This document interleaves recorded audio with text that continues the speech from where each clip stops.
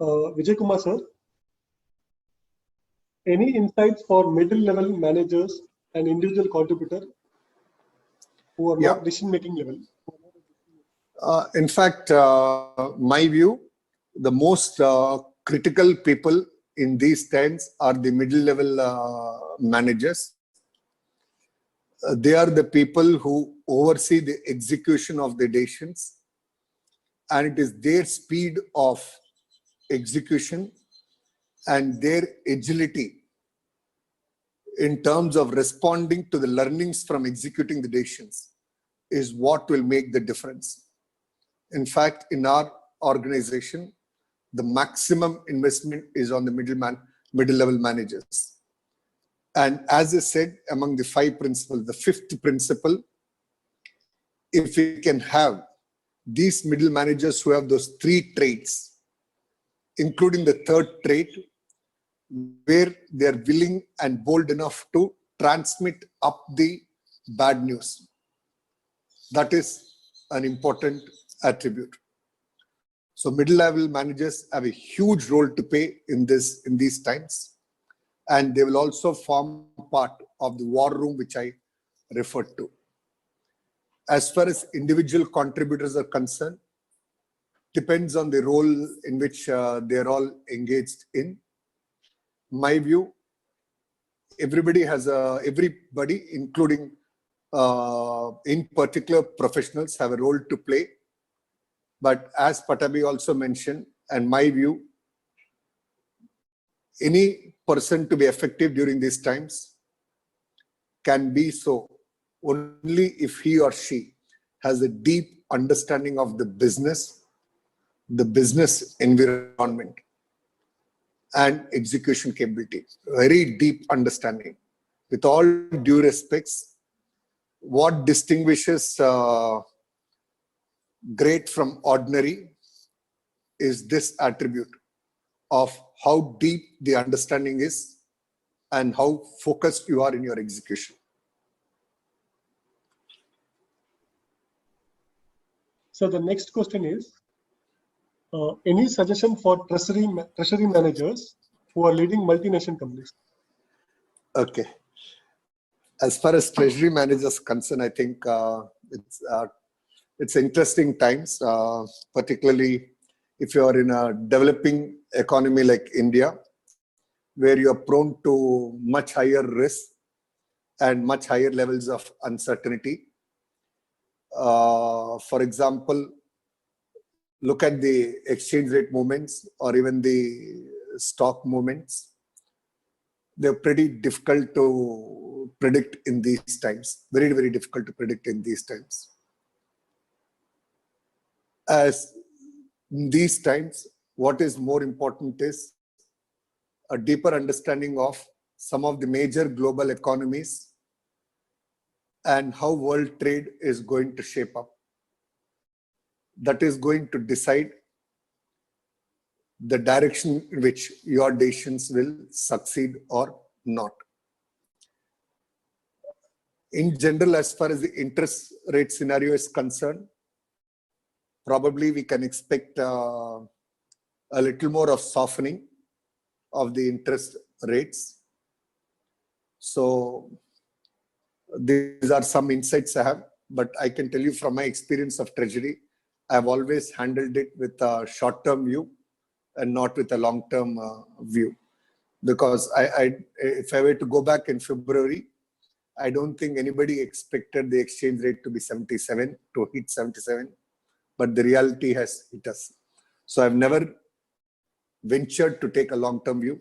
I always had a fairly short-term view on treasury management.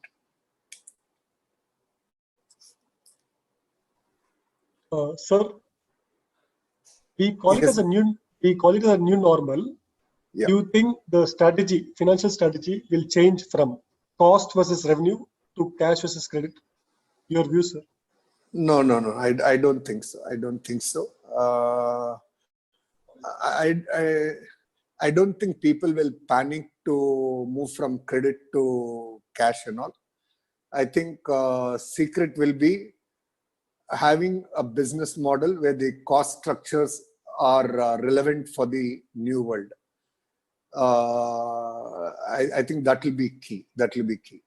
And as long as your product is relevant to the market or customer, customers will pay, and credit or cash is a function of the overall economic environment in which you operate. For example, there are developed economies where credit periods are short and the collections are very certain.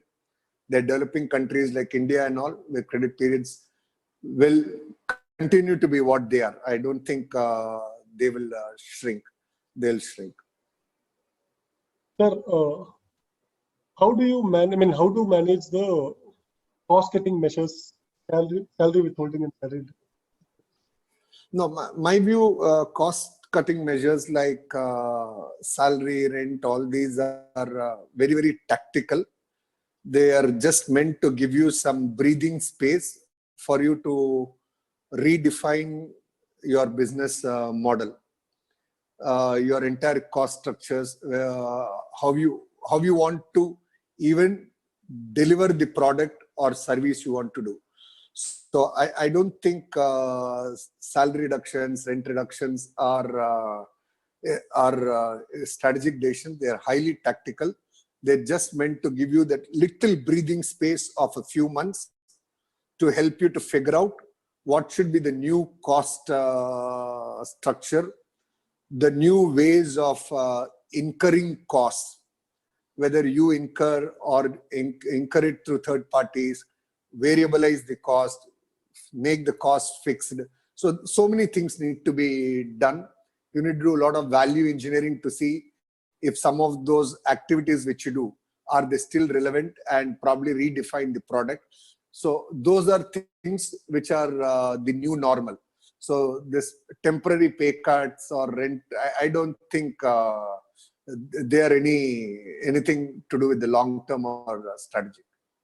If somebody is living on that belief that these initiatives will help them to arrive at the new normal, I'm sorry, it's unlikely to be.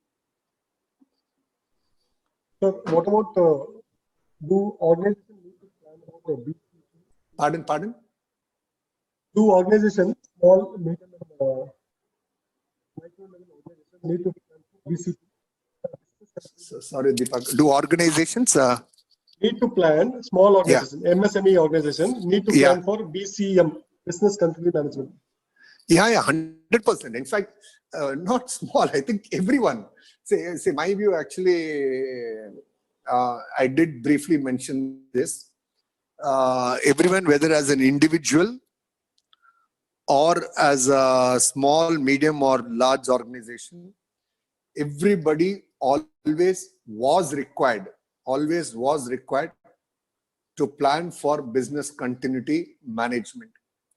I did mention that there are some of the traditional old business houses who have always built business models preparing for the cyclical downturn.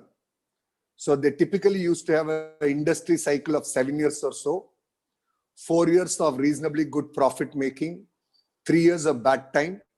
But in 4 years, the profits they make, they used to conserve it to run the business for the remaining 3 years, waiting for the next cycle to cycle recovery.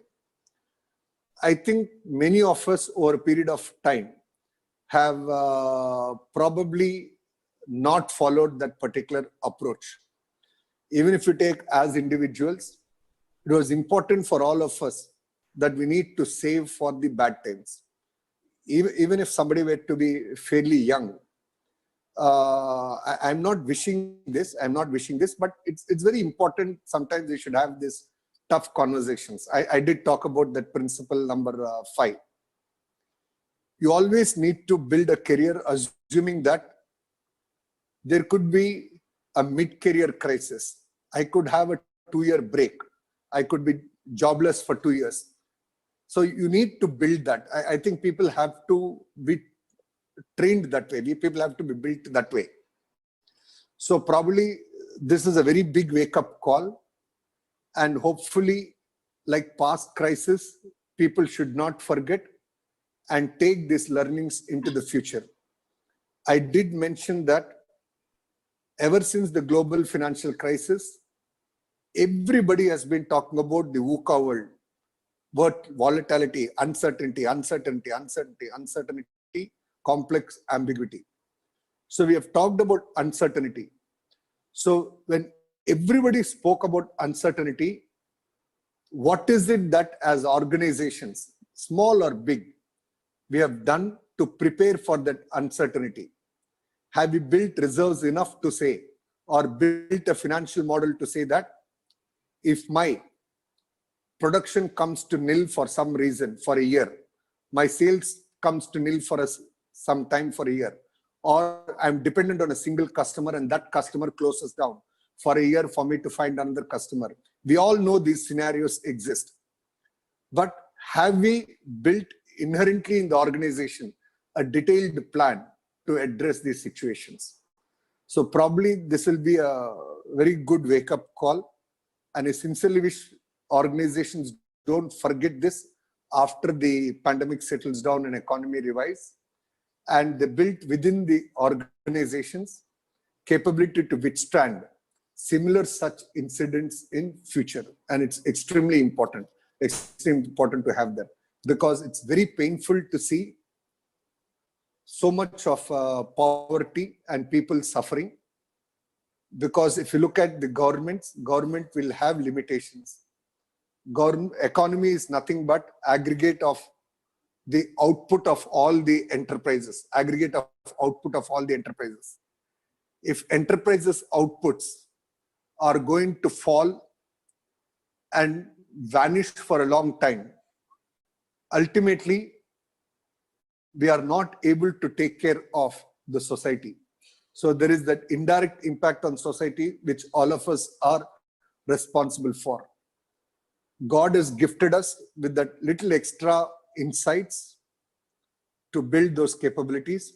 And hopefully from this pandemic, that should be a big learning for us, the way we build our business models. The last question. Yeah. Can you share some light on how going concern and discontinuing this operation concept will take shape in the minds of investors? Going concern and discontinuing operations. Yeah. Now, as far as investors are concerned, they would obviously be guided by one, the business model of the organization, its ability to live through this uncertain period. Second is management strength. Recall I talked about leadership during this period, those three attributes which I talked about. So management strength. And third is the principal shareholders' commitments. How committed is the principal shareholder to help the organization to navigate through this period? So investors will be guided by that, and even lenders for that matter will be guided by these three elements to stay engaged with a company. So do you mind one more question, sir? Last question. Yeah, please, welcome, pleasure. Thank you. Okay. Any skill to survive in this crisis period in the job environment? A person who is employed. Okay. And maybe I think there's a chance that he might losing a job. That's why he's asking. Yes. No. I think it's very important. People should be prepared for those. Not because the person is not good. It's because the organization is rediscovering itself and can carry only so many with them. In fact, Airbnb CEO, I don't recall his name, but he's written a beautiful letter regarding the fact that he is unable to retain a few employees, and such a very nicely worded letter. If some employees are let away by organization, it doesn't mean those employees are bad. It's just that the organization is not able to carry with those employees in the new set. So as far as skill sets are concerned, I think one important skill set, considering that the audience here is a professional audience, is entrepreneurship skill. I think that entrepreneurial spirit is very important. So I think we should, if some of us have got used over a period of time with the thinking of, I get my job, get my salary, I think probably we have to rethink whether we are going to be self-employed or join an organization. That entrepreneurial skill will be the most important. And it's easily said, but it's a very big conscious effort to be put in, and a lot of learnings also along the way. One more question, sir. Yeah. Many have embraced digital with regard to learning. Will there be impact in people pursuing international courses? I mean, traveling abroad, or people joining big schools, I mean, large schools, popular ones, or will they pursue online courses? I don't think that there will be a reduction in campus-based programs. Maybe some of the marginal courses, and sometimes courses which we could not pursue because we could not go to a campus, will all get served by online courses. But some of the campus-based programs, they will continue to succeed, because in a campus-based program, there is so much of peer-to-peer learning, interaction, all which comes, which probably digital mode may not be able to fulfill. Maybe it will shrink to some extent, but I don't expect it to become zero. All said and done, man includes women, is a social animal, and there is so much which you learn by interaction. So I believe campus-based programs will be sought after, but the marginal ones will probably lose attention, because people prefer, if it is mediocre, I might as well do it on an online one. Your thoughts or your suggestions to members who are residing abroad and who have lost jobs? Is it good time to come back to India? I mean, it's. I mean, NRIs. Is it good time to come back to India? Oh my God, you guys are asking very tough Last. questions. No, it's not the question last. I to be honest, I don't have an answer on this because I really don't know how things will shape up in 6 to 9 months. But for many of them, the decision making will be based on their family fabric. Their family fabric will actually decide. My view, if somebody is in US, probably it's a year and things will get back to normal. The same should be true for many of these developed countries. Europe might take a little longer time, but there are very few Indians who are actually in Europe. So as far as India is concerned, definitely opportunities will be there, but these opportunities maybe will come 2022. I don't expect new job creation till 2022. Thank you, sir. Thank you. Thanks, Deepak. Thank you all.